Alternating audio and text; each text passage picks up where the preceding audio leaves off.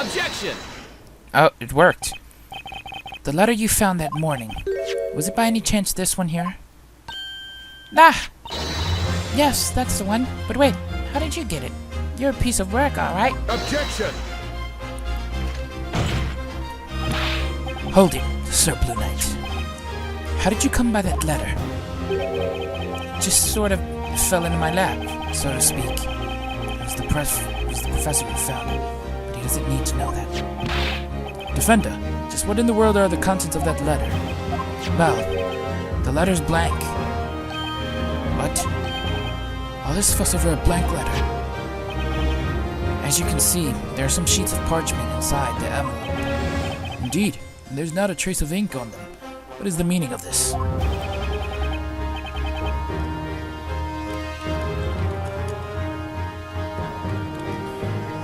Don't forget that Sir Belduc was an alchemist. He may have used some kind of invisible ink to write that letter.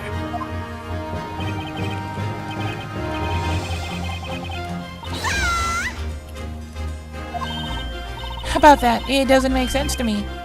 What? Miss Mailer? Thing is, when I saw that letter, all the pages were full of writing, so, you know. Objection! Hold it, witness. You saw the contents of Sir Belduc's letter. I didn't read it. It's just that, you see... Witness, this is an important matter. You will need to testify about it. Tell us what you know about this letter.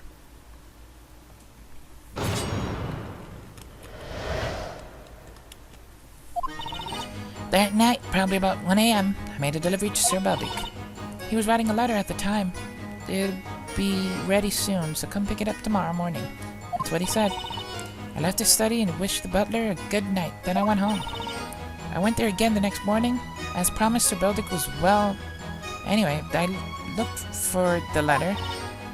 Then that guy went out like a light on the couch. I got a little scared, so I left as soon as I found the letter. I see. So, you witnessed the victim write the letter.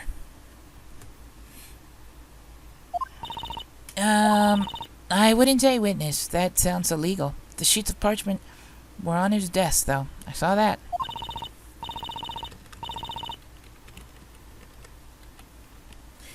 And they were covered in writing, margin to margin. Margin to margin. But you don't know what the letter was about. Telling you would be a breach of our privacy policy. I can't reveal its content or who it was addressed to. Oh, of course, I don't, I understand, yeah. Frankly, I didn't get close enough to Sir Belduc's desk, so I couldn't make out what it was writing.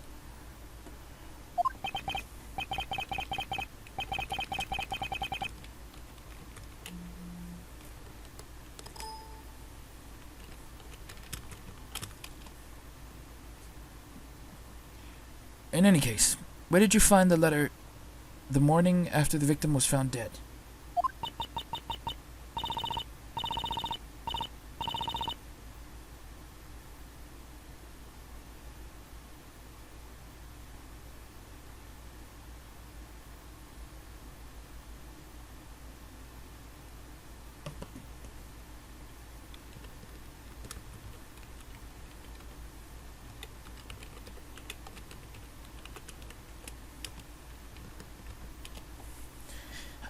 On a shelf, next to his desk in a small letterbox. Yeah, right there, next to his head. I was a teeny little bit scared, though, coming so close to a dead man. So that's where she took the letter from. It was right next to the corpse, huh? Now that the circumstances are clear, we shall proceed with the cross-examination.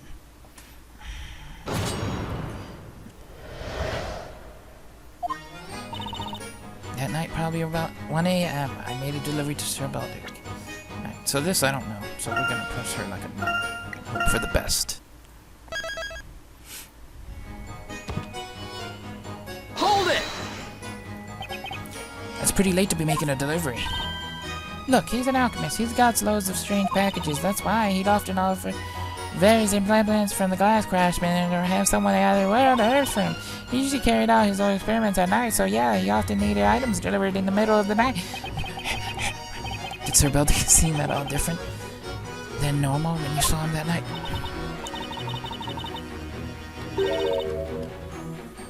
Different? Let me think. Actually, yes. I think it was about 3 days before Sir Beldic's death. I mean, the lightning strike. Hang on! Excuse me, Miss Grayrel. Oh, but what is it? Did anything in Miss Mailer's statement catch your attention?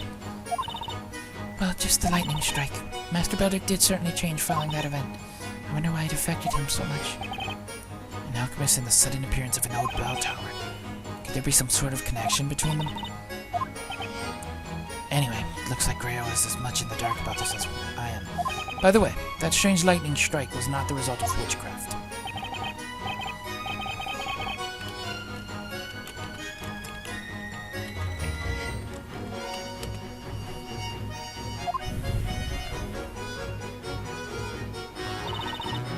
Hold it! You saw the letter he was writing. I told you before, there were sheets of parchment with writing on them on his desk. I had a very quick look. There were so many sheets that the letter must have been very long. Then how can you explain the letter being blank now? That's just it. That's what I'd like to know as well. I wish I had some earplugs.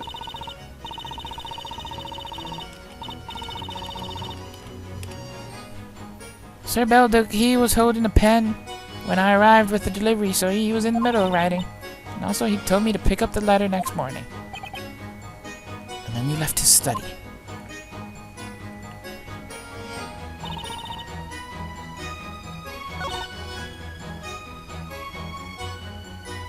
Hold it! You took the letter from the crime scene. That's right. I took it from the crime scene. Objection! Do you not realize that pinching evidence from a crime scene is itself a crime worthy of severe punishment? Well, it might be a crime, sure, but just look at the witch's defender. He's got to defend a witch using any dirty tricks at his disposal. Dirty tricks? What dirty tricks?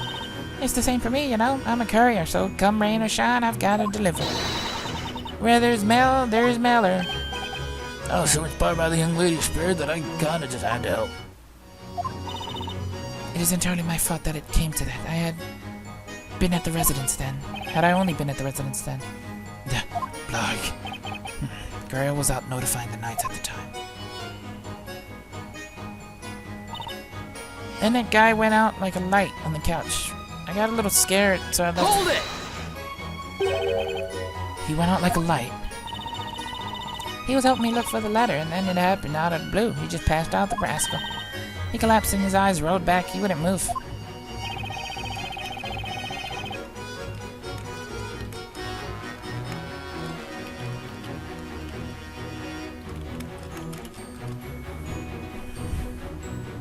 Almost sounds like he died. Not such luck, unfortunately. That horrible sound. He was grating his teeth. I thought my ears would explode. Yep. Not sure what came over me. Never happened to me before sleeping like that. You know, I didn't just fall asleep. More like I sort of blacked out, I guess.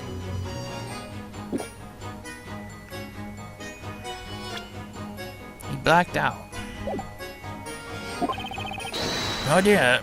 Why? Ooh, you guys will audience think any idea? I think it bears no relevance, and there you have my honest answer. And I think it's good that I wasn't there. But the question is, why did he black out like that? Your Honor, I might have a clue as to why this witness suddenly lost conscious. You do? Really? Did you work it out, Bluey? If that's the case, may the defense present some evidence. Which piece of evidence shows why this man fell unconscious?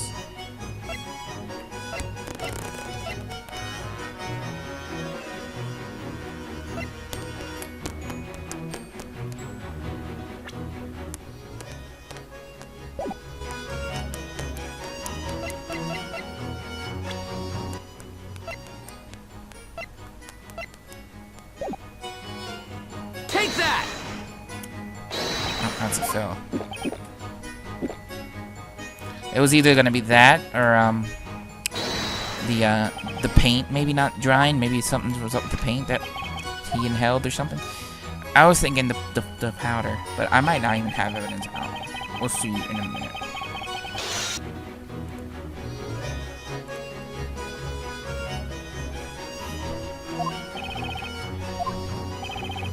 The sky was clear, and then there was a sudden flash of lightning out of nowhere. An old bell tower appeared in flames. Ah yes, that certainly was an unusual event. The house seemed so calm about it. A tower suddenly materializing in the town is more than just an unusual event, right? I had a delivery for Sir Balduc that evening too.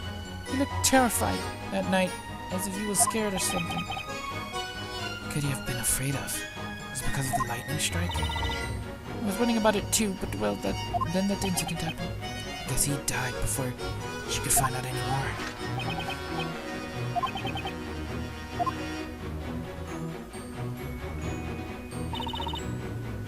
Hold it! You saw the letter he was writing.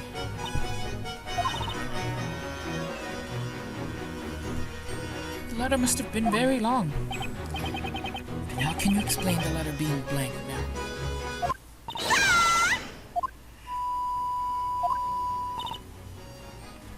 Got my pen. Told her to pick the letter. Next morning, we read all that. I'm just trying to get as much info as I can if possible. Hold it! From just pressing it.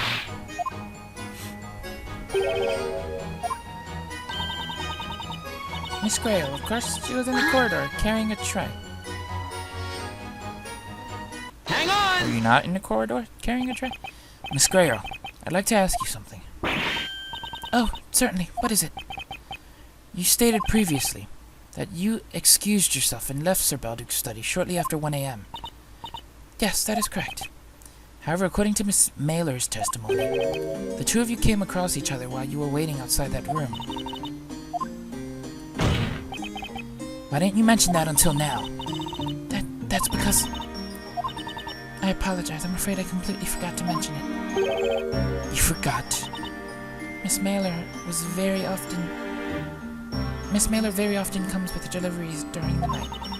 I did see her that night as well, but I didn't think much of it, as it's nothing unusual. I had no reason to hide that from you. Please forgive me for that confusion. Well, that kind of thing can happen. Human memory is in no way perfect. I don't imagine there's a problem here, is there? On the contrary, Your Honor. There's one more thing Miss Grayle forgot to mention.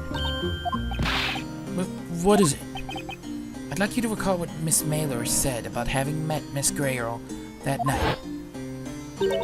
Miss Grayle, of course, she was in the corridor carrying a tray.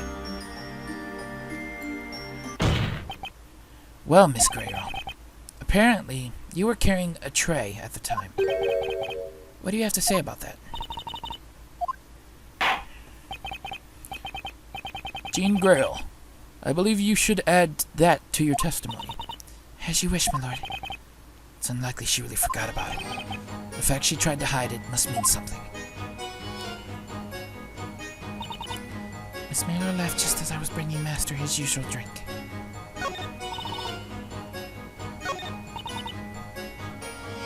Hold it! What do you mean by usual drink? When Master's experiments continued into late hours, he would always have some juice to ward off sleepiness. What kind of juice? Tomato juice. Hang on! What you doing? Excuse me, Mr. Rah! I know nothing about it. Nothing at all.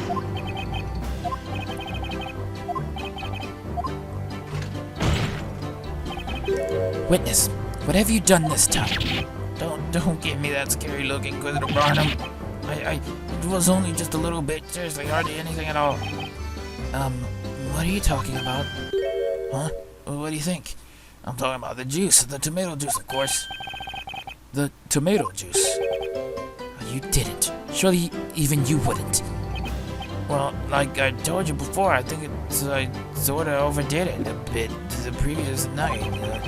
When I woke up, my head was pounding. So I went to see the alchemist. But you know what happened? And when I was left alone in the alchemist's study, kind of caught me eyes. The bottle, I mean. The tomato juice. I thought it might make the headache go away, you know? So you drank it.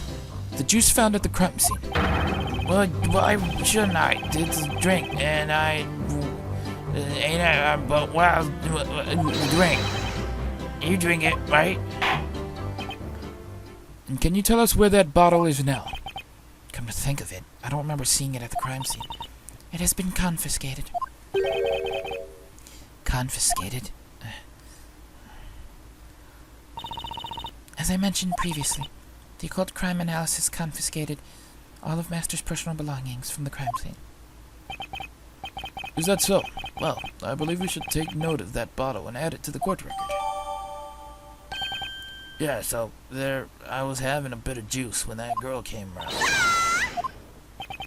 To tell you the truth, I don't quite remember what happened after that. That's when he passed out, huh?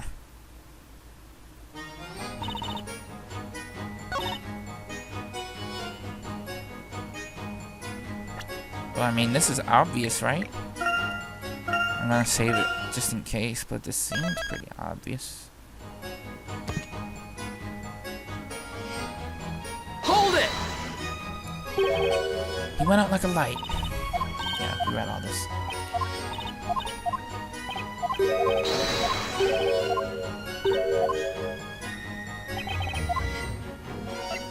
I've got evidence.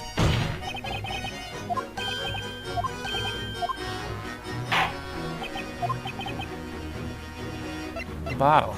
Take that! Mister, I believe the reason you might have lost consciousness at the crime scene is tied to a certain piece of evidence. But wasn't it just because you know I had a bit too much fun the night before? Maybe. No, it was because of this. The tomato juice. You passed out after drinking this juice. Therefore, it's not unreasonable to assume that there's a direct connection between the two. Tomato juice does not make people fall unconscious, Sir Blue Knight. Exactly.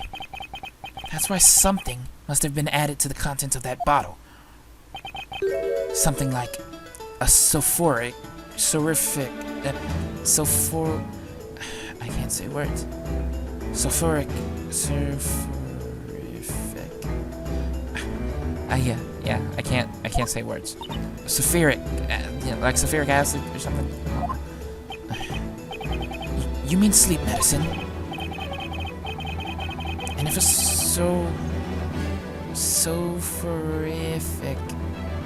sulfuric, I'm going with sulfuric. And if a sulfuric was mixed in with the tomato juice, that means Sir Beldick would have been unconscious at the time he was assailed. Oh, whoa! Did the sketch have another look? The red liquid trickling down from the victim's mouth is proof that Sir Beldick must have drank that tomato juice. I had failed to consider this. Inquisitor Barnum, I bet you remember saying this to the court. Can you imagine anyone just sitting back and letting themselves be strangled? Clearly, there should be evidence of a struggle. Since we haven't found any, that must mean the killer erased all traces of a fight from the crime scene. However, if the victim was unconscious when his assailant was strangling him, then the killer could have committed the crime through a small portal big enough to put their arms through after all. Objection! That may be so, but tell me this. How would the culprit have managed to obtain such a strong sulfuric? It was very simple, and I think you've realized why. From the alchemist. That's right. An alchemist would no doubt have a wide array of various medicinals in their possession. And an apprentice would have little trouble stealing some of them from their study. Isn't that right, Miss Grayo? How should I respond to that? I'm sorry to disappoint you, May, perhaps, but be the best way to put it. What do you mean? Even though the juice bottle has been safely stored for the past 3 months, I'm positive it would be impossible to find any traces of that sulfuric now. You wicked. This is unbelievable. Was it really the butler who did it? But everything she says holds true. She was pretending to be a boy. That's mighty suspicious to start with. Is she a witch? Oh god, my ears. Hold on, everyone. The butler couldn't have done that to Sir Belduc. She would never ever do that. Please, let us testify just one more time. Miss Greer, let's tell them. Let's prove that you're wrong. They have no idea how much you've done for Sir Belduc. Miss Mela. Very well. I shall grant you your request. Testify about the relationship between Miss Greyle and Sir Belduc.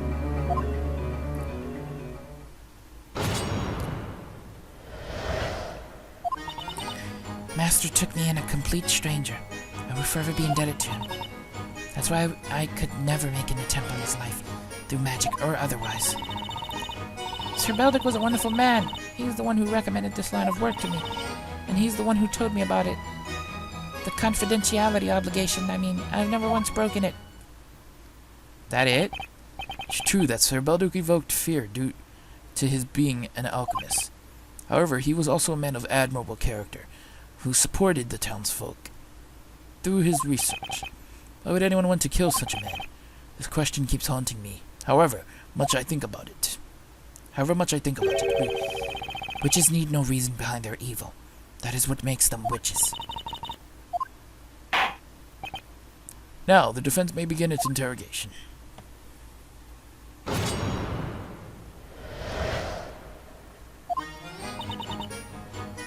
Hold it!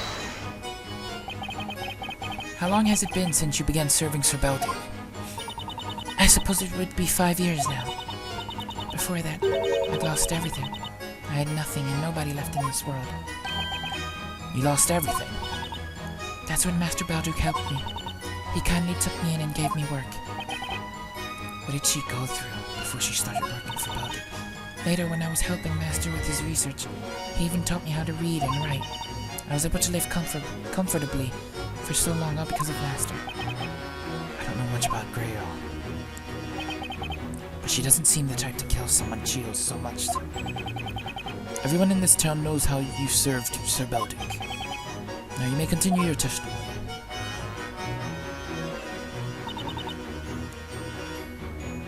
Hold it! You're claiming you had no reason to kill Sir Belduc. Yes, you can ask whomever you wish, and I'm sure they will say the same. That is so.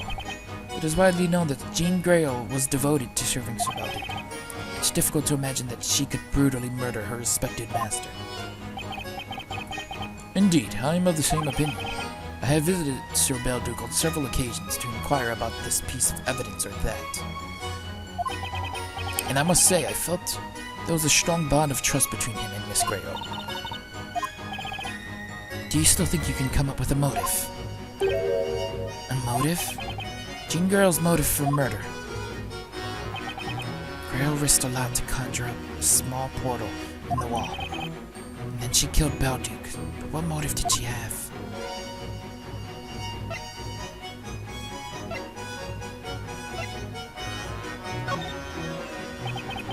I understand the defense will present evidence.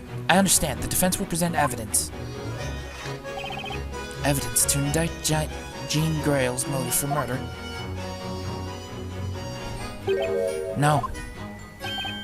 Wait, what? What's this about, Sir Blue Knight? Sir Belduc's life was taken that day, that's a fact. However, was this actually the culprit's true objective? Objection! What? This is nonsense. Sir Belduc was murdered. What other possible reason could there be besides someone wanting him dead? I'm fairly positive this piece of evidence will lead us to the culprit's real motive. Very well, defense. Present evidence to indict Jean Greyle.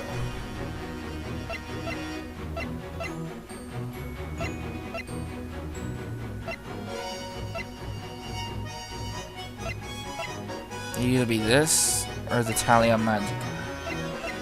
I'm gonna go with the letter. Take that! He was writing. Miss Grayle had no reason for wanting to kill Sir Belduc.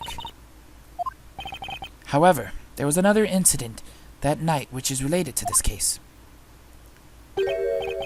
And I have an idea what it was. Another incident? I'm referring to this letter. Sir Belduc wrote a letter shortly before his death, yet all we have here are some blank sheets of parchment. Fascinating. Are you saying maybe a witch used some kind of ink-removing magic on that letter, Mr. Wright? No. The spell used by the witch was, of course, Godor. Let's go over the state of the crime scene one more time. As we know from Miss Mailer's testimony, the letter was in a letterbox next to the victim's head.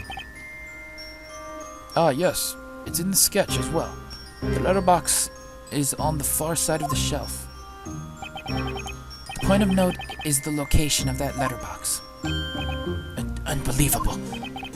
As Inquisitor Barnum seems to have noticed, the letterbox is within reach of the small portal conjured by the witch behind the painting on the wall. Oh, indeed it is. And as Sir Belduc's butler, you would have known exactly where he keeps his letters. Indeed, Master Belduc would always keep his letters in that letterbox before posting them. You mentioned no such thing.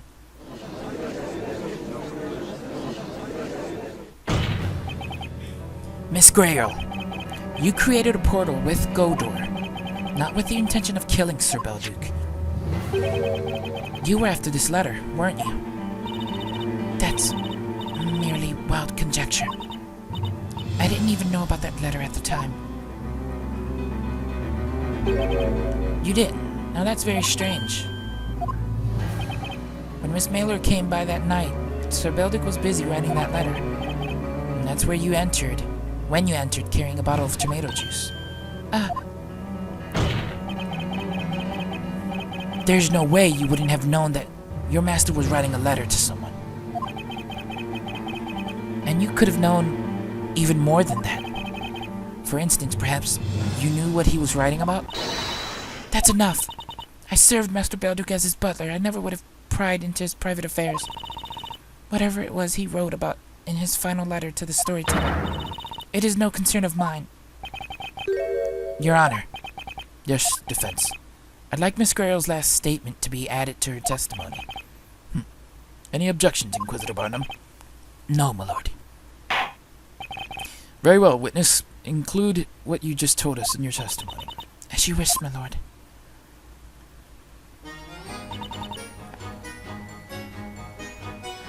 Hold it! Let me get this straight. You didn't know anything about the victim's letter? That's right. I believe I have said as much already. Then, how did you know? How did you know it was addressed to the storyteller? Oh, indeed. Why don't you answer his question, witness? It's true this letter is addressed to the storyteller. But when did you find out about it? I have spoken about the murder with many people over the past 3 months. Hang on! Excuse me, Miss Mailer. Oh, I thought I caught her off guard, but it's her screech that's caught me off guard. Is there perhaps something wrong with Grayle's testimony? no, not really. In that case, let me ask you a different question. Did you tell Miss Grayle about Sir Belduc's letter? I don't know. Do not beat around the bush, witness. Answer the question. If I may briefly interrupt. I am testifying right now. If you wish to question Miss Mailer, please do so once you have finished interrogating me. She's not going to let me question Mailer from the looks of it, and if she's so keen to prevent her from answering, this might just be a critical point in the testimony. I've got to find another way of finishing for that information. Witnesses, continue testifying. fishing for that information or whatever.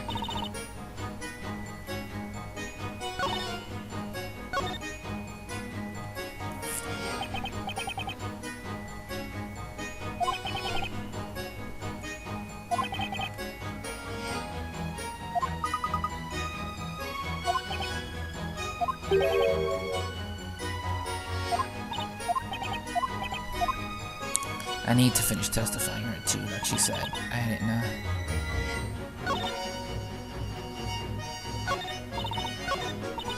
Hold it!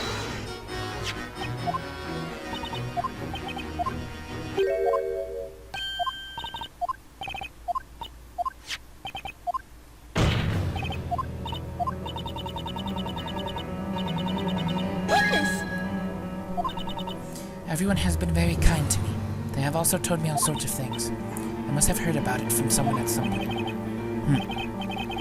Well, that incident was certainly much talked about. Would you not agree, defense? Does her testimony hold together?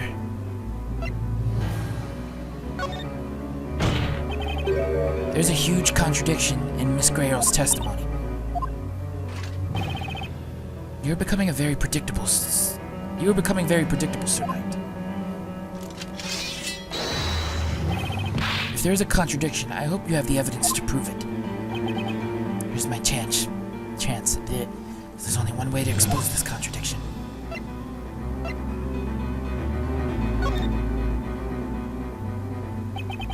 The defense is ready to present evidence.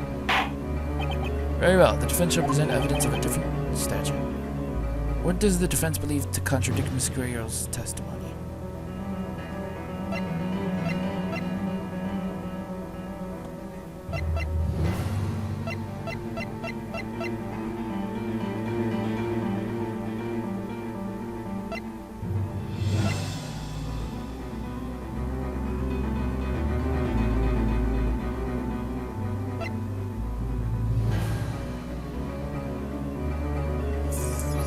This was probably a mistake.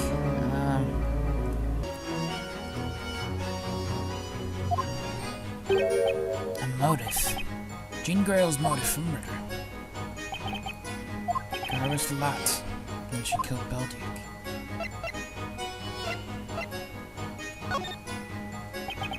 I can't come up with any reason why Grayl would want to kill Beldick. Better wait until I have some more information to go on. I think we've heard everything the witness had to tell us. We won't get any more out of him. Spella. Miss Grayl wouldn't kill Sir Beldick, but he's dead, and when you think about who could have killed him... Are you alright, Mr. Wright? The murder happened. Nothing was going to change that, but... Was murder really the culprit's primary objective? What are you thinking about, Mr. Wright? They may need to consider some other possibilities, but then try to get any more info. I gotta look at it at a different perspective. What if Grayl's aim wasn't to get Beldick out of the picture?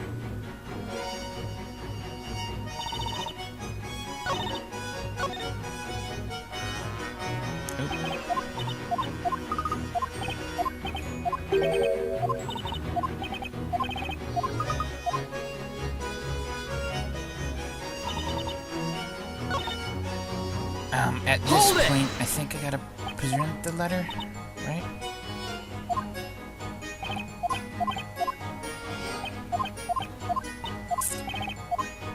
Yeah.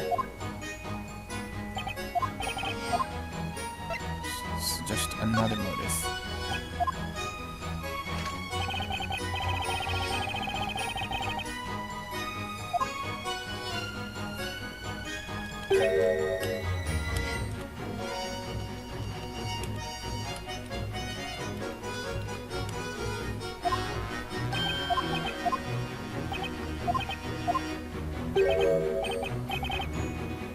Objection!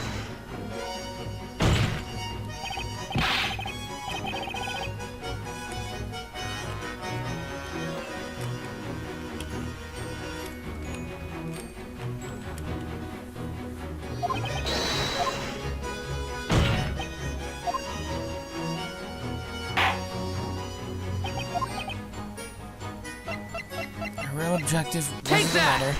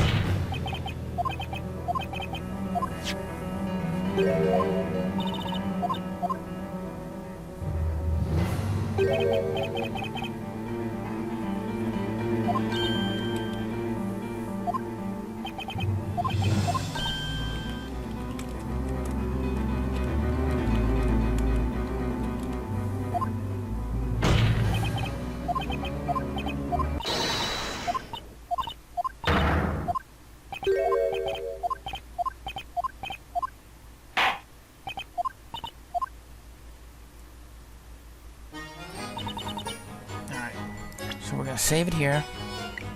Because we're back where I was, where I screwed up at. And I know what to do. I know how to get through this. I think I do. Not like, it took me so long to think about Hold this. it! But I think I know.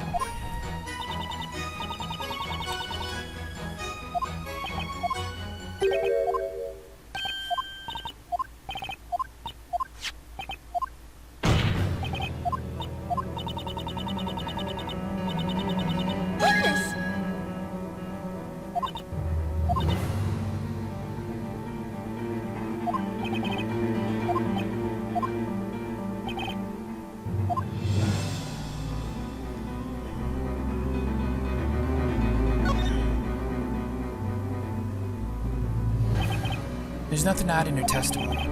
To be honest, something she said doesn't quite feel right, but I can't come up with anything to prove there's a contradiction. That's good then. Let us continue the interrogation. Excuse me, Mr. Wright. What's up, Luke? Contradictions can be exposed without the need for evidence. The professor said something like that back when Isabella was on trial. Now that I think about it. The professor did talk about a different kind of weapon that I could use in court. Maybe I should keep that in mind and give it another try. Okay. So I know what I'm looking for.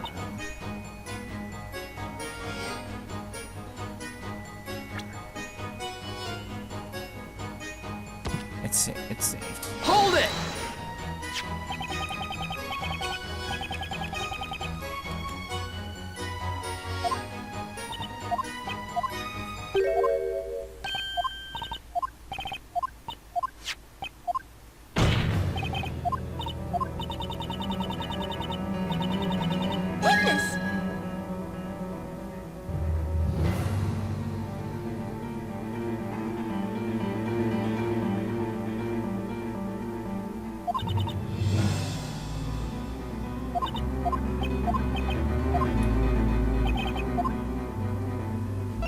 There's a contradiction.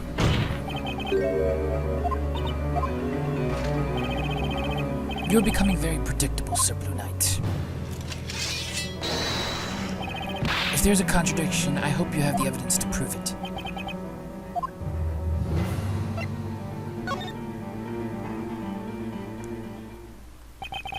The defense has no intention of presenting evidence.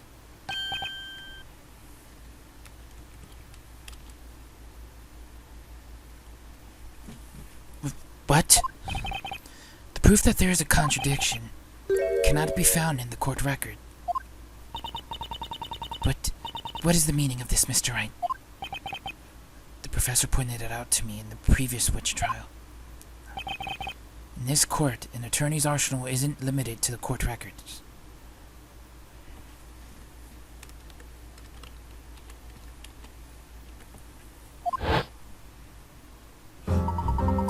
Each of the witnesses in this trial has given their own account of what occurred. Therefore, whenever one witness has testified, the other remaining witnesses have listened. Should one witness' testimony differ from another's testimony, then I suppose that in itself can also be considered a contradiction, can it not?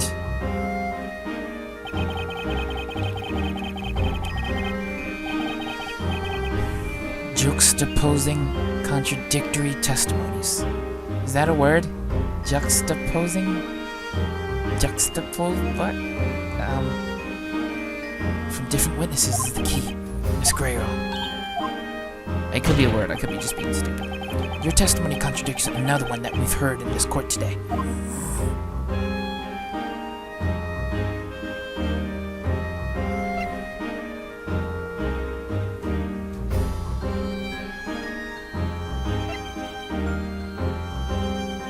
Objection! They moved the statue. It was a single word that gave you away, Miss Grayroll. What do you mean by that? The name of the recipient.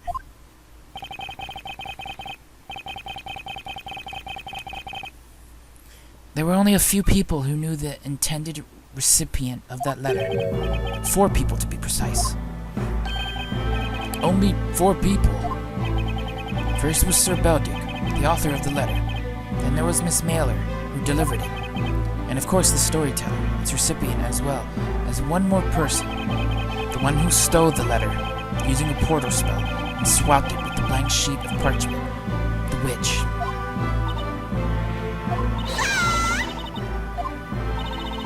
Maybe I did. Maybe I spilled the beans about the letter. I mean, maybe I told the butler. You did what? Well, because you see, me and the butler are sort of friends. And it was about our dear Sir Belduc. I feel like I might have told her about it after all. See, if I did, that's how she knew about the recipient. Objection!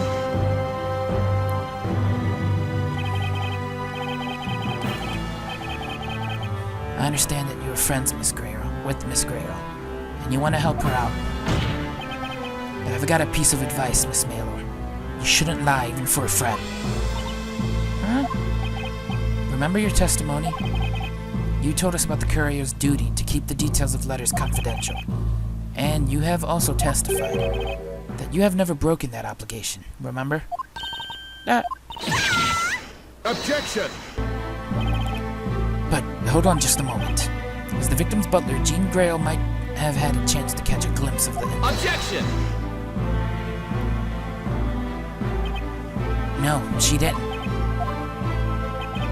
When Miss Maylor came with the delivery, Sir Belduc was still writing that letter. In fact, he was in the middle of it. At that time, the letter had not been addressed yet. And the next morning, when the body was discovered, that letter was already in the letterbox.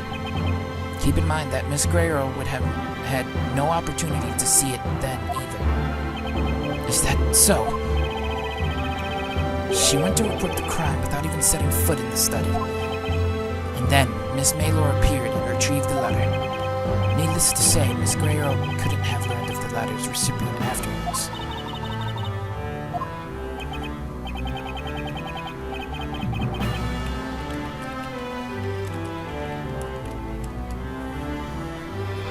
Or maybe you have a good explanation, Miss Grayroll. I'd very much like to hear one. Can you please tell the court how you found out the recipient's name? Mr. Wright. Yeah? Do you remember what I said when I was called to the witness stand? Yes. At the heart of alchemy lies the pursuit of the rules and logic that govern nature.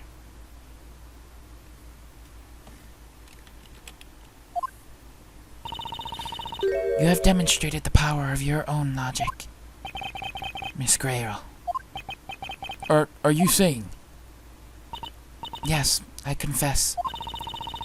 The abhorrent witch who used the spell Godor to swap the content of that letter, and who took the life of Master Belduc.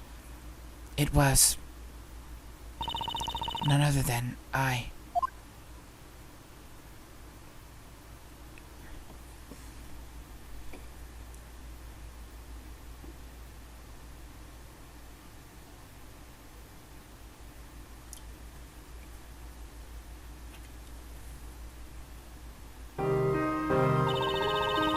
I was an only child to a poor family.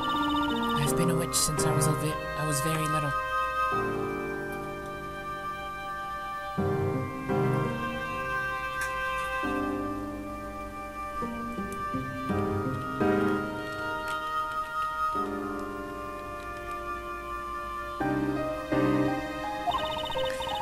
When did I become aware of it? I don't remember. Although I was but a young child, I knew that being a witch was a crime.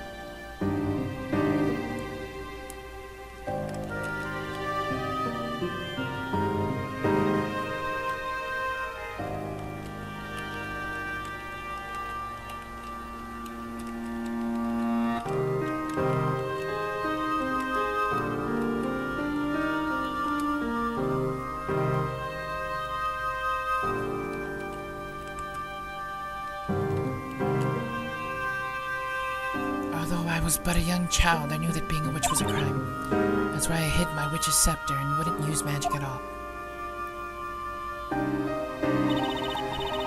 My father worked as a bricklayer. He toiled every day, but we could hardly make ends meet. One winter day, we couldn't afford to pay the rent. We were going to lose the house.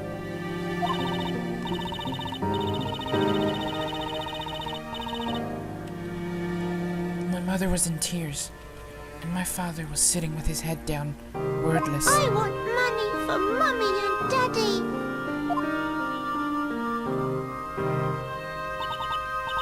That day, I suddenly remembered about the witch's scepter that I had hidden.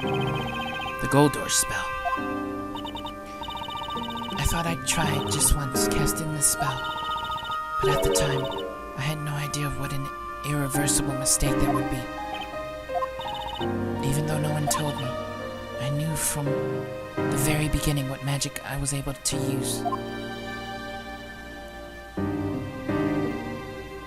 That's why that goat was in his study. She turned that goat into a gold goat. What should I turn into gold? I was thinking about it really hard. The little girl that I was. Something that wouldn't stand out, that could be taken for a work of art. And I decided I chose a pretty leaf that had fallen into our garden.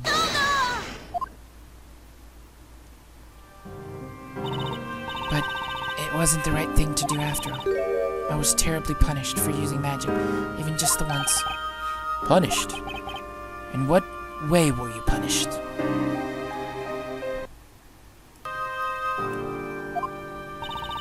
I placed the leaf down in the back garden and cast the spell, but then Margaret suddenly walked in front of me. Margaret? My closest childhood friend. Margaret, right before my eyes, she was turned into gold. Oh, dear me. I screamed and cried, but I knew I couldn't ask anyone for help. If anyone had seen it, they would have known it was the work of magic, and I knew Margaret wasn't coming back. That's terrible. Then my mother and father's faces flashed before my eyes. We may have been very poor, but we were always happy together. Had I been captured as a witch, I feared my parents probably wouldn't be safe either. That thought tormented me more than anything, and so I made the decision. I decided to end my own life.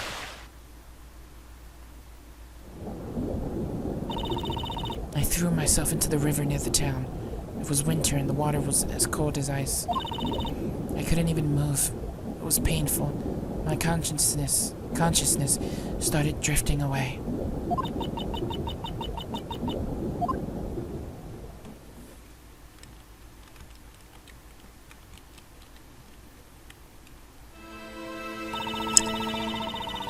The next thing I knew, I was in Master Belduke's residence.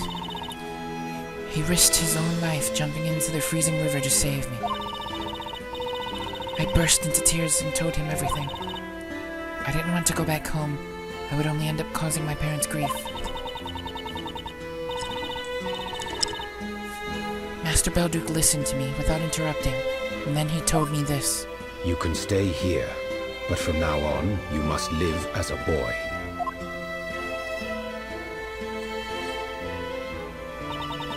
Master Belduke met with my parents and explained everything to them. They were very sad, but they agreed it would be best if I didn't return home. Poor Miss Greer. That must have been so awful for her. Master bought the house for my parents, so they wouldn't have to worry about paying rent anymore. As for Margaret, turned into gold, he brought her to his residence. He knew that if anyone saw her, they would report an incident of witchcraft. And this Miss Margaret, is she still in that golden state? Yes, she is. That's strange. We have received no reports of anyone by that name having gone missing. Margaret is being kept in the basement, in her master's study. The basement? Correct me if I'm wrong, but this Margaret, is she a... Yes, my dear friend was a goat that we were keeping at our house. Goat? Until then, Master Belduke had mainly been researching medicine, but since the incident with Margaret, he became known as an alchemist. So that's when he became an alchemist. I was wondering why the goat was the only thing not covered in dust.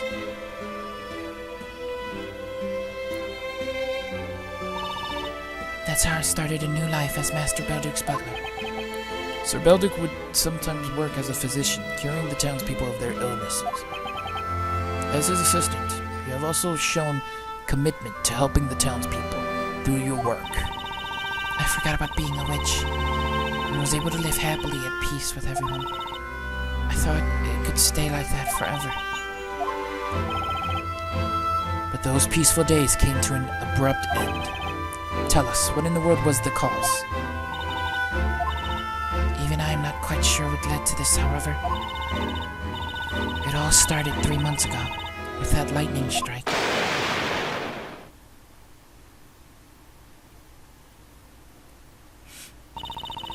Master Belduke and I were on our way back home, carrying specimens for experiments. An old bell tower appeared in the flames. Everyone who saw it was stupefied. Harry Potter? No, I'm just kidding. But it is from Harry Potter. But the expression on Master Belduke's face was unlike anything I'd seen before. What do you mean? His face went pale and twisted in sheer terror. He was shaking violently. It wasn't just astonishment at an unusual phenomenon. It seemed as if he was afraid of something more concrete.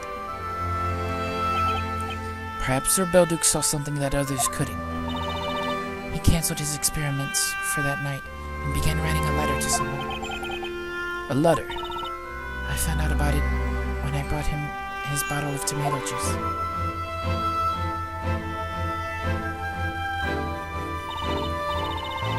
He was writing feverishly, as if he were possessed. I saw some things. A few words in that letter. Exposed everything. Cannot keep the secret any longer. The truth about the witch.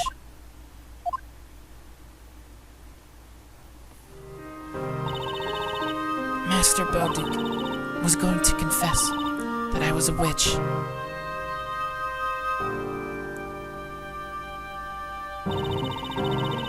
Everything went black in front of my eyes.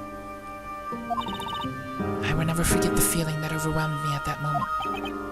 Is that when you decided to commit the crime? What I did was accidentally singe a part of the wall in my room. It was an excuse to repaint that section of the wall green.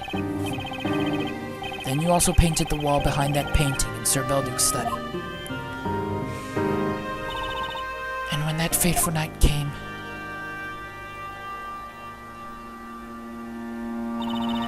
I used the syringe to inject the sulfuric through the cork and into the bottle of tomato juice. So many thoughts were running through my head as I wished Master a good night.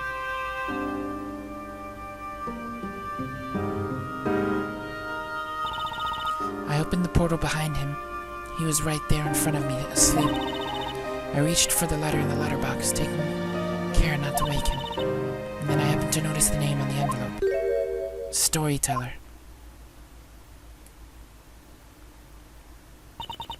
When I read the name, the world all around me turned black once more. It's impossible to avoid what is written by the storyteller. It seemed as if I could hear the doors to all escape routes shutting closed. It was the sound of despair.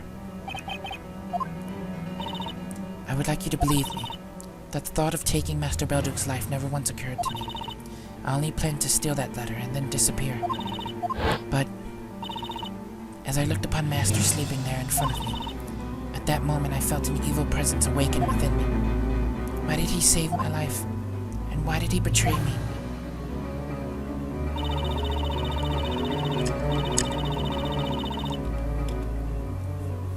Before I realized what I was doing, my hands were clutching his neck.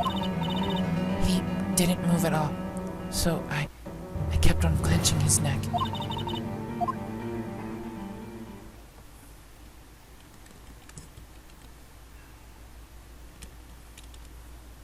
That's it.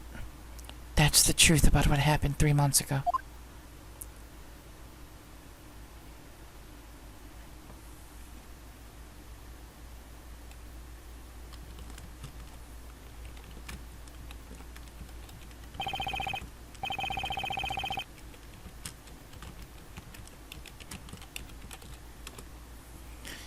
There's just one thing I failed to understand.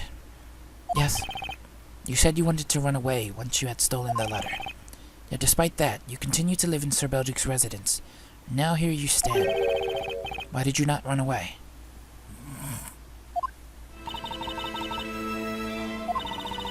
My life had been thrown into disarray due to the absurdity of magic. I had learned all about alchemy living at Master's residence. Alchemy is concerned with the logic that governs the world. I wanted to believe that there truly was such a thing. So I stayed in that place, hoping to one day see the irrational nature of magic, overcome by the power of reason. Magic being overcome by reason. That night, I swapped the letter with blank sheets of parchment and waited for the sun to rise. I resolved to wait for the day when my true identity could be exposed through reason and logic. Master's death remained a mystery for 3 months, and people started to lose interest. And then you appeared, Mr. Wright. On the day you visited the residence, I was listening to your conversation from the other room. As the time finally come for me, my heart was racing with anticipation. Then, a few minutes after everyone entered that room, an unbelievable incident took place. That incident? A witch appeared in Master's study. What? I wanted to get a look at the witch, so I created a portal on the wall behind the painting. Precisely at that moment, Goldor! The witch used one of the very spells that I can use too. When I heard those words, a single thought flashed through my mind. This was my chance. I could dispose of my witch's scepter. I knew at the time what kind of a witch the Inquisition would be looking for. A witch that can use Familia and Goldor. It occurred to me that I only needed to change one of the magic gems.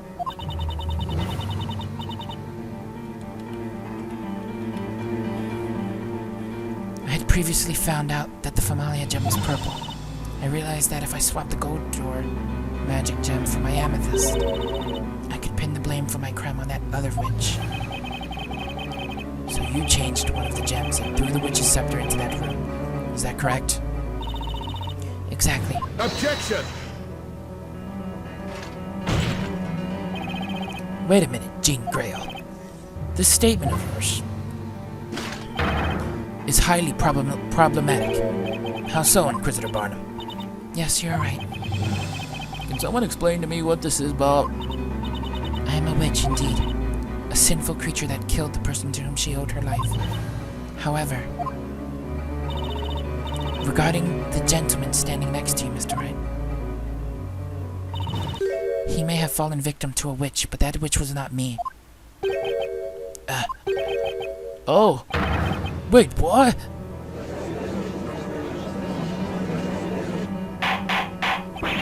Order!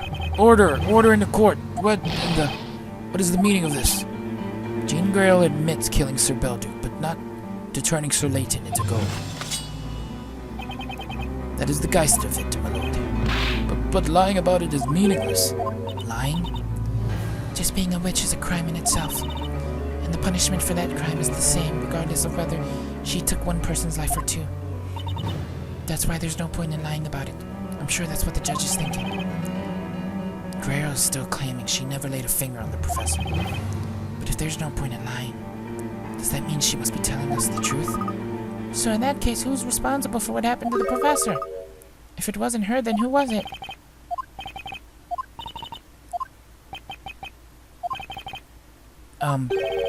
Mind if I say something? Take a hint, witness. Does it feel like this is the right moment for you to talk? Yeah, well, that's kind of why I was staying quiet until now. But I'd either say it now or never. Don't simply fall silent after saying that. It only makes it weigh on my mind more. Whatever did you want to say? Oi, Bluey. Yes? I need to make sure about something. Me head's not what it used to be, you know? Yes. The alchemist's butler, Lady Butler, she slipped sleep medicine into his drink.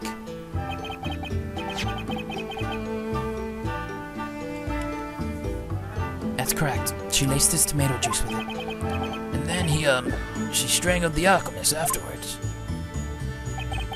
Yes, Sir Beldrick was unconscious from the sleep medicine, so he didn't resist. And that explains why we found no sign of a struggle at the crime scene. Yeah, about that. I let it slip earlier about what I did at the crime scene, right? I told you that I had a few sips of that juice. And the sleep medicine mixed in made you sleep like a log. Yes, we remember. Yeah, well, here's the thing.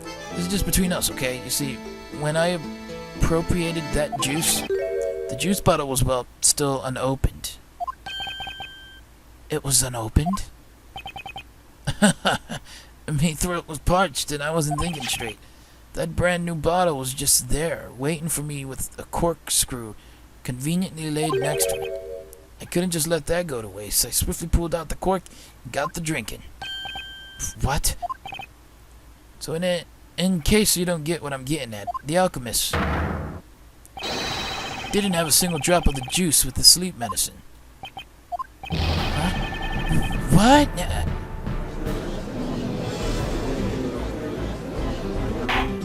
This trial is crazy weird. Oh, witness, you went to the trouble of opening a bottle found at the crime scene just to drink its suspicious contents. That's what I've been telling you. I was dying of thirst. That doesn't justify what you've done. Objection!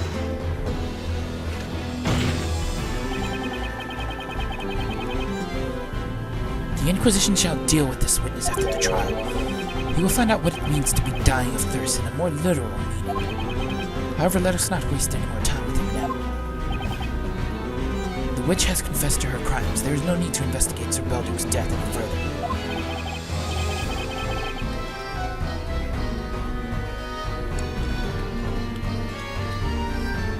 Indeed, you're right, Inquisitor.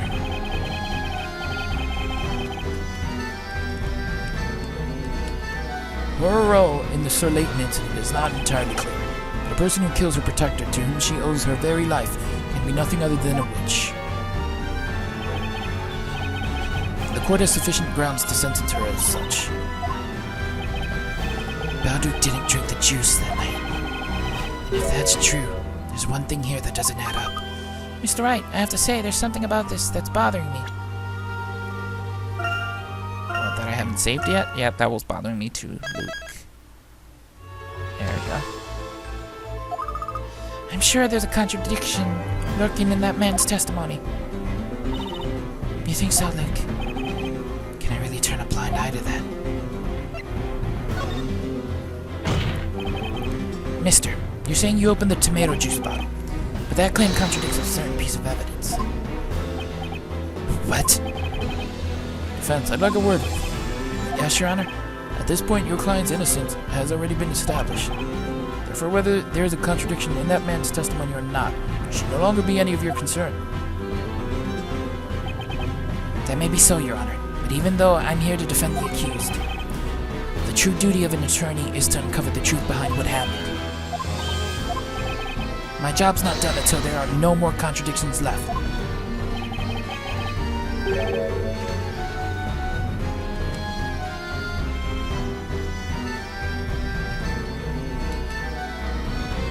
Very well. Sir Blue Knight, let us hear about this contradiction you have discovered.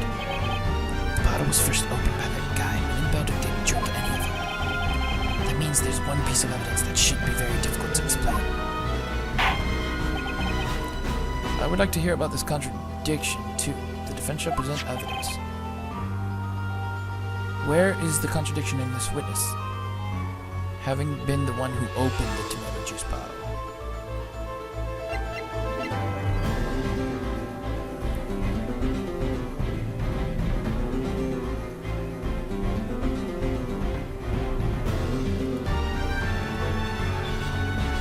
be the photo, right? Because he has the red line, I think. Let me see. Yeah, it'd be right there. Take that!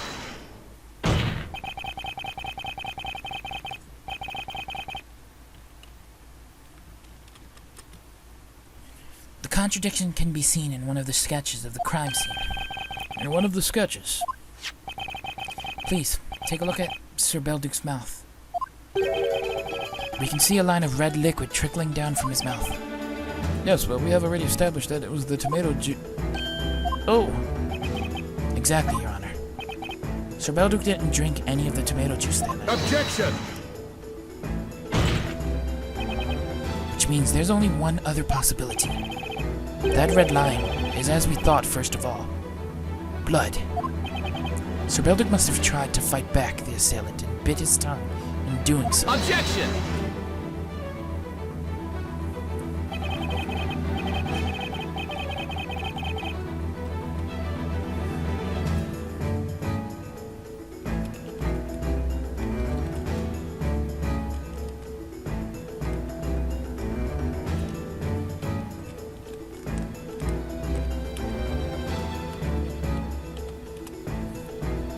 Unfortunately, that would only bring us back to the problem we encountered earlier.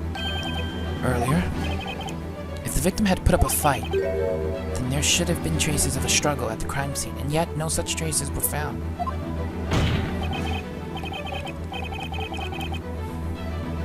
That's what made you assume the witch must have used Famalia. Yes, that is so. As I explained before, Master Belduc didn't struggle at all at the time. But when I think about it now, in light of the new information, it was very unnatural. The victim didn't drink the sulfuric yet, didn't struggle.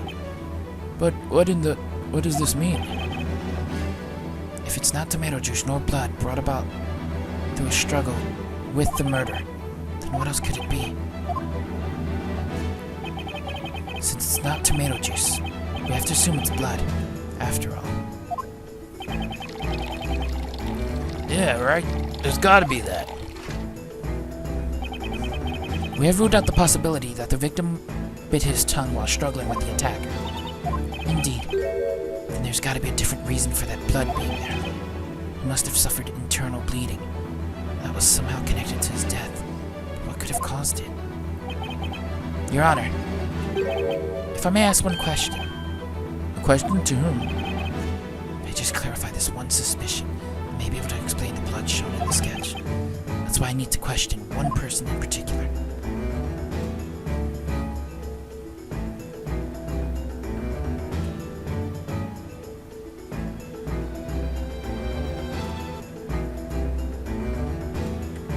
Okay, I'm gonna question the mirror.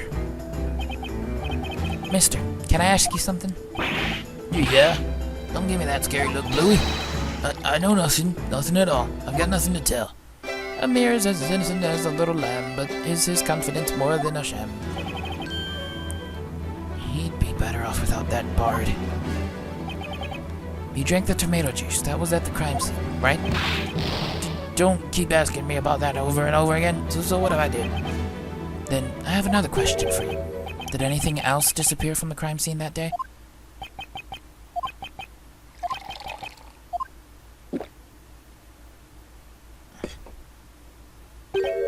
Nah, I ain't knows anything. Objection!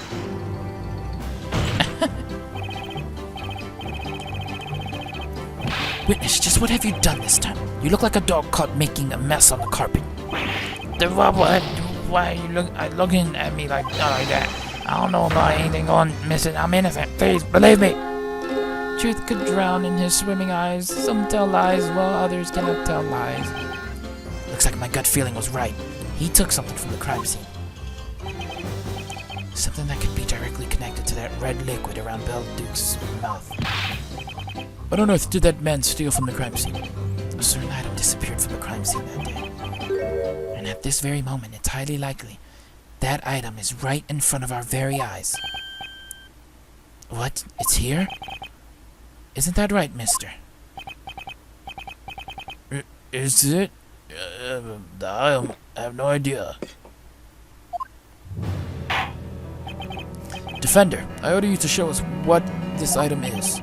The item that this witness took from the crime scene. The poison. He's like waving around, probably. Right?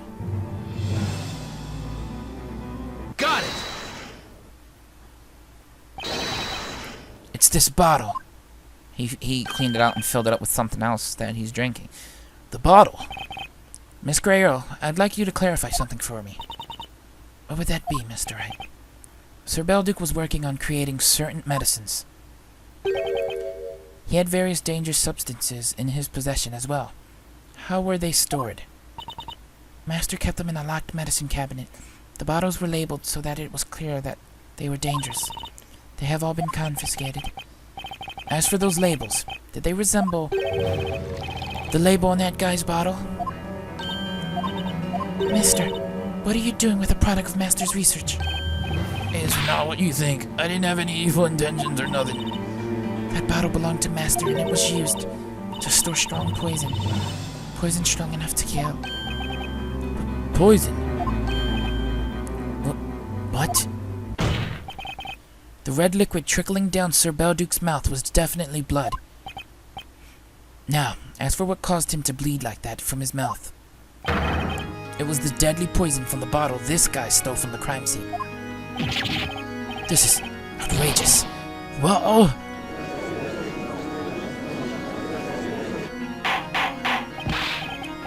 Order! Order! Order! Whoa, whoa, whoa, whoa, whoa, whoa, whoa. Do you expect me to just keep quiet? It was poison. Poison. Am I gonna die? Objection! I kind of hope. I'm sorry. I don't know.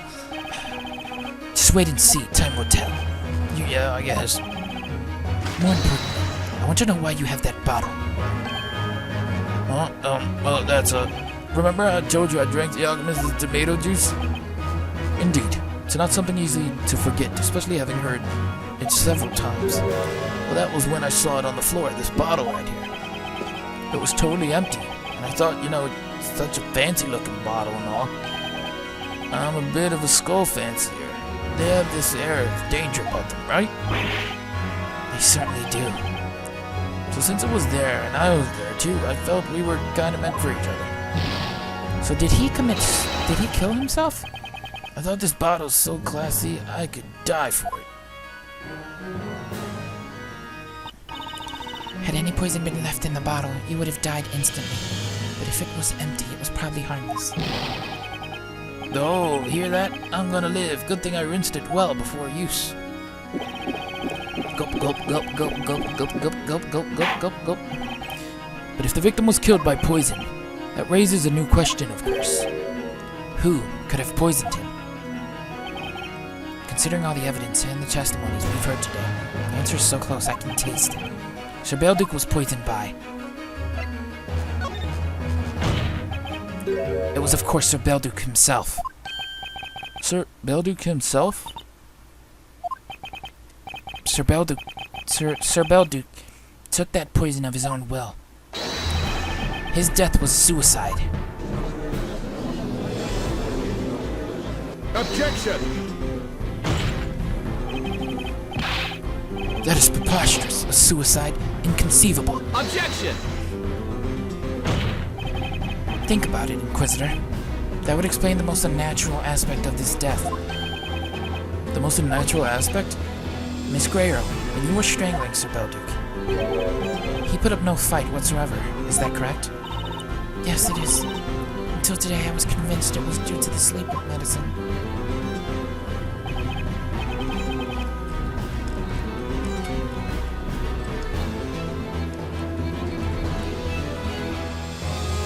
It wasn't, because he didn't take any. The truth is, when you gripped his throat, Sir Belduc was already dead. He had poisoned himself.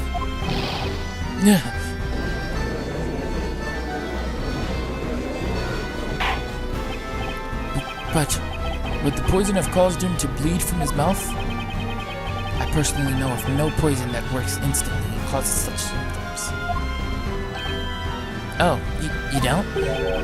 I can't just tell them. Oh gosh. There are certain plants in this area that contain a highly poisonous substance. In the course of his research, Master Belduc found a way to extract that poison. What am I hearing? Is there really such a dangerous plant in Labyrinthia? The poison is very bitter to taste, so it would be impossible to secretly slip it into someone's food or drink, and it would cause internal damage. It is a very powerful poison. Drinking it would induce a most painful death. To think Sir Belduc could. But did Sir Belduc really choose such an agonizing death for himself? It doesn't seem like he suffered that much. I would like to know that too. Miss Gray Earl. You mean to say Master killed himself after exposing me as a witch? I cannot believe it. He just wouldn't commit suicide.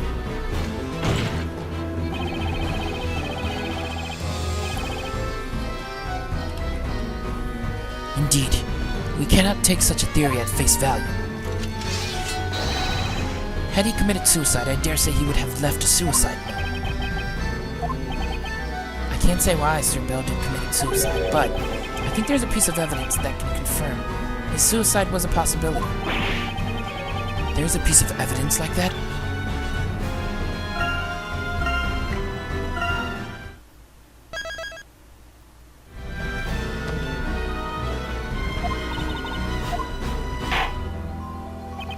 If you have such evidence, you ought to present it. Take that! That's Sir Belduc's letter. Let's see, it was addressed to the storyteller, wasn't it? This is the last letter written by Sir Belduc. Now, if his death was a suicide, then this letter may well be his suicide note. Objection! What we have here is nothing more than blank sheets of parchment. Whether or not there was a suicide note is something we can only speculate about. That's right. But there is one person who knows whether this letter was really a suicide note. You mean the person who swapped its contents?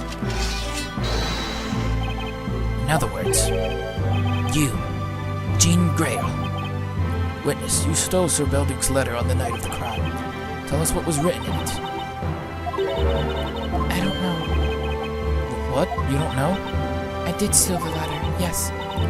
But I don't know what its contents were. You mean you have not read it? I couldn't bring myself to read it. It seemed that if I did, everything that had happened since Master Belduc saved my life would be ruined.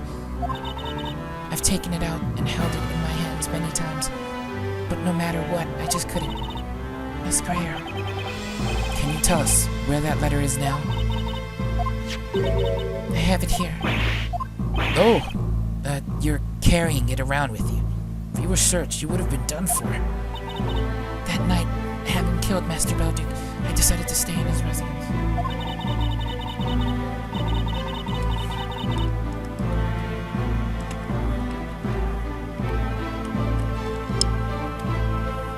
I knew my identity would be revealed sooner or later, and I was ready for it.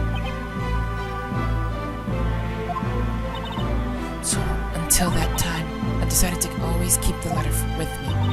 My lord. Yes, witness. If you don't mind, could you please read it out loud? Now that I'm here in this place of judgment, I think I'm finally ready to hear what Master wrote. Hold it! Miss Gray Earl, I think you should be the one to read it. Me? Sir Belduc wrote this letter to the storyteller as he was preparing to die. I think it's only right his last words should be read by you. Yes, you're right. I see. I understand. Please allow me to read the letter aloud.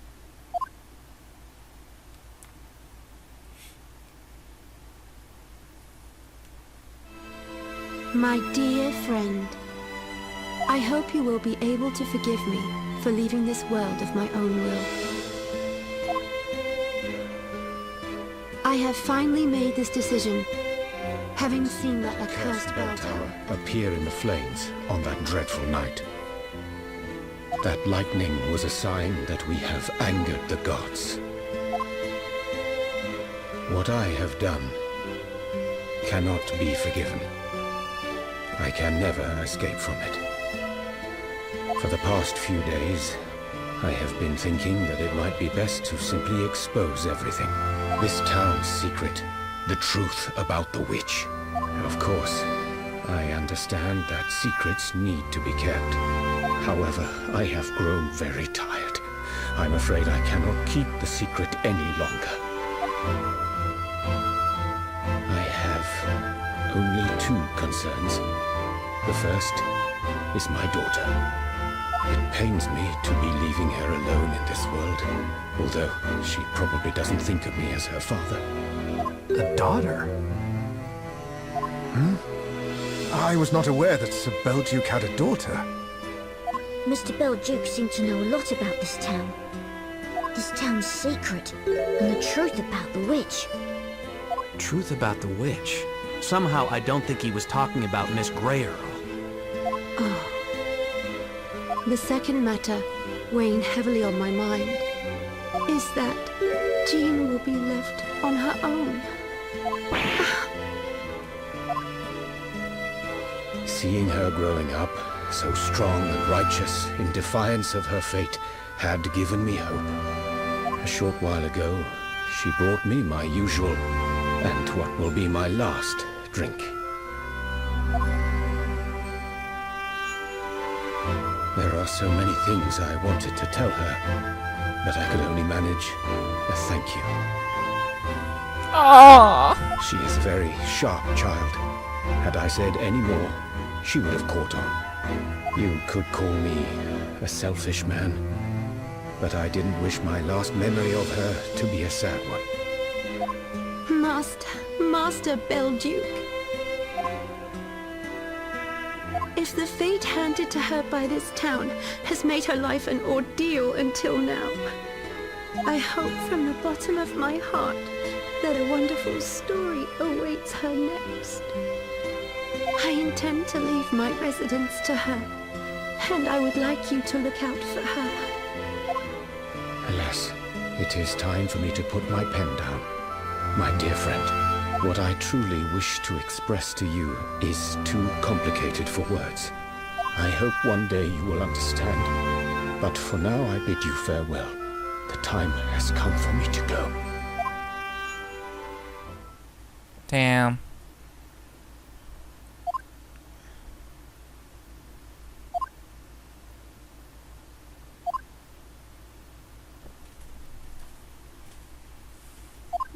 This letter, it wasn't a denunciation of me being a witch.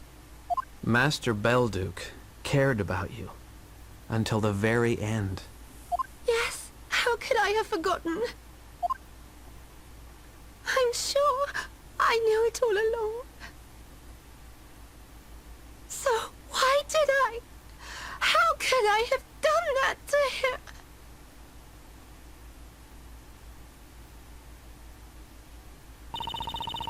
Miss Grail.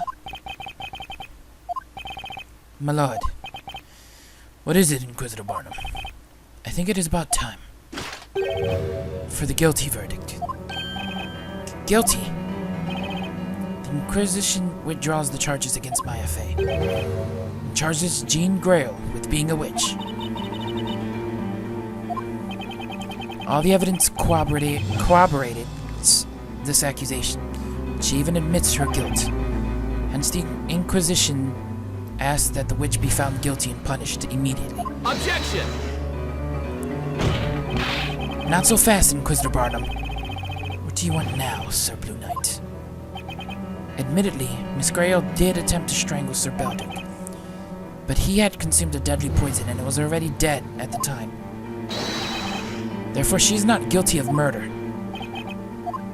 They don't care. It's just because she's a witch. And one more thing. It also wasn't Miss Grail who turned Professor Layton into gold. There was another witch present at the crime scene. The defendant Maya saw her too. To put it simply, Miss Grail didn't kill anyone. Yeah, she didn't kill anyone, and yet you still want to burn her? Maya. Do you even know how it feels to be put in this cage? It's like everyone's against you. And it's super frightening. I'm not a witch. But I've been thrown into this cage and almost sentenced for something I didn't do. And now you're about to do the same to another person? That's just not right. Is that all you have to say?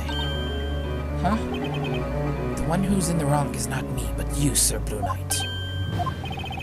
Whether the witch committed a crime or not is completely irrelevant. This is the witch's court. All witches must be punished by fire. But that's crazy.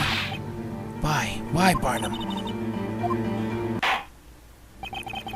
Inquisitor Barnum is absolutely right.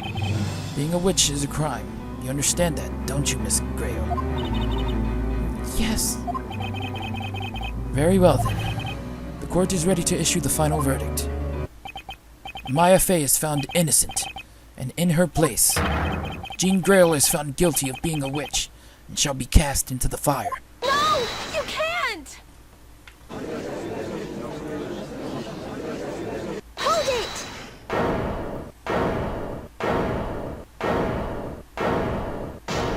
Please, hold the verdict!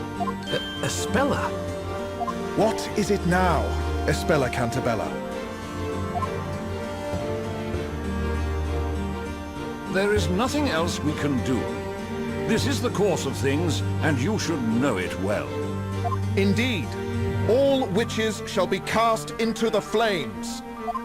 That is the law of this town. A law that was written by your very own father. And furthermore, a law that has always been obeyed in the town of Labyrinthia. A town like this should never exist in the first place. What? Such insolence! That's heresy! She's criticizing the storyteller's story! Even the storyteller's daughter has no right to criticize the story! Trials in which innocent people are sentenced to death by fire. I shall make sure this is the last one. What do you mean, Espella? Since you're also keen on the rules created by the storyteller, you should know exactly what I mean. The stipulation for ending the witch trials. Once the Great Witch Bezella is burned, the witch trials will end. At present, I am under suspicion. You know very well why that is, don't you? You? Well, you don't mean that you're... I am guilty. I am the Great Witch Bezella. Really, though? She's just being too freaking kind. What? Now, cast me into the flames and let Miss Grail free. Miss Cantabella. This shall be the last of the witch trials. No one else need be burned hereafter. Espella, just what are you saying? I can't let you do that! Please, Mr. Wright, let me do as I wish. I'm sorry, but this is a problem concerning the people of Labyrinthia. No! Please don't do it! There must be another way.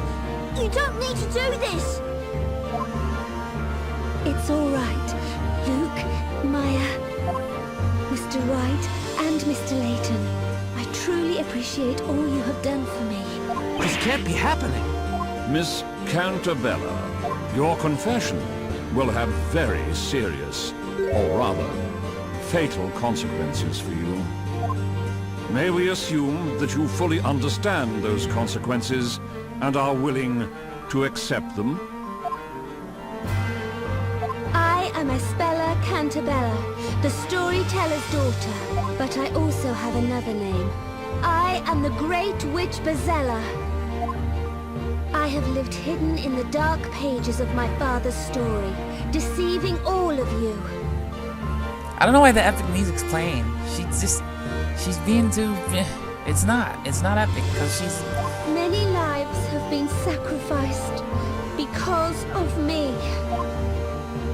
But that shall end today. Court attendants, seize that woman! She is the Great Witch, Bezella.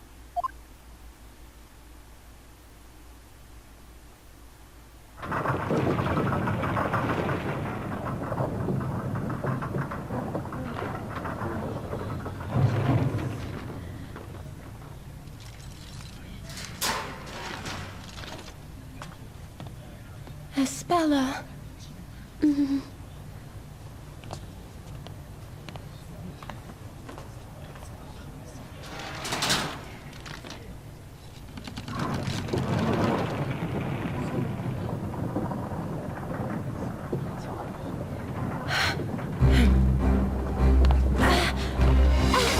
What? Maya? Espella, this just isn't right. Let's go. Nick, give me a hand. Oh god. Court break. Oh, go ahead, Nick, get him. Jump over there. But hurry. They're getting away! Go, go, go, go, go.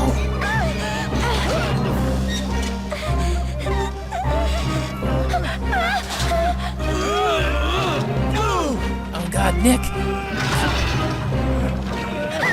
No! No! Maya! Help me, Nick. Espella, quick, in here.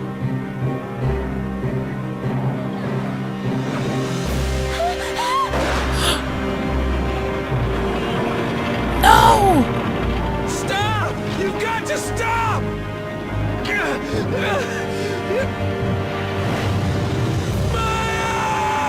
No!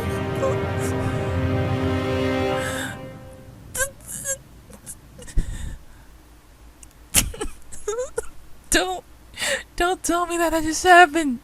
And then, no. No. No. No.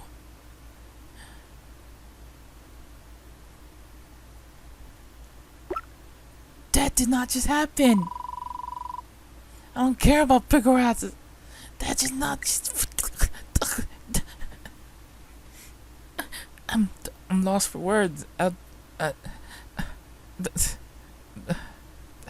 See you guys later.